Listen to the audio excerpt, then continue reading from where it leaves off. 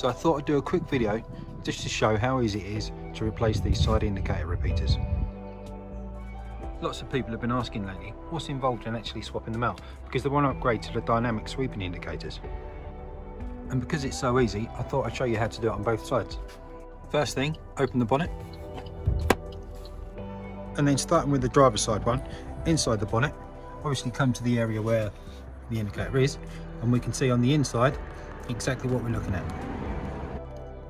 So inside the wing, obviously you can see the unit there, and you can see this kind of black clip that's just folded over. It's a case of basically just sliding it, pushing this end of it in towards itself, and as you do that it will release and you'll be able to push it out. So I can do that, there we go, just pushed it out, and as it comes out, the tab over there kind of at the back of the unit, this one here, you should then be able to just slide it out slightly and away it comes. So looking at that from the outside, basically if I just put my hand inside again, push the clip in, you can see as I push it forward it comes forward, and then I just slide it this way ever so slightly and out it comes, and we can see then the electrical plug. On the plug itself, it's just a case of basically pushing down this little catch.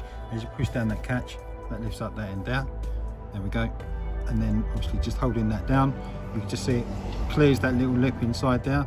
So then it's just a case of giving it a little wiggle while we're pulling it out, and away it comes. If you're upgrading and you had your new dynamic repeaters, you can then basically do exactly the opposite. As far as I understand it, they're plug and play, so it'd just be a case of getting the light, getting the plug, clicking it in, there we go, insert this end first, and then just pop it in, and that's it. Over on the passenger side, or the other side of the car, should we say, exactly the same. You can see exactly the same clip. So if I can get my hand in there, the camera be in there as well, it's just a case of basically doing exactly the same, pushing that in. As you do that, you can see it comes out a little bit stiffer on this one, so it's just a case of pulling it this way, there we go, and again exactly the same. So then we'll be able to release the plug in exactly the same way, take the light away, put the new light back in, and then refit the light just like that, simple. So there we go. Hopefully that's been useful, even if nothing more than just to see how it comes apart and goes back together. If you found it useful, then please hit like and subscribe, coming up here now hopefully. There's loads more videos uploaded already and so many more to come.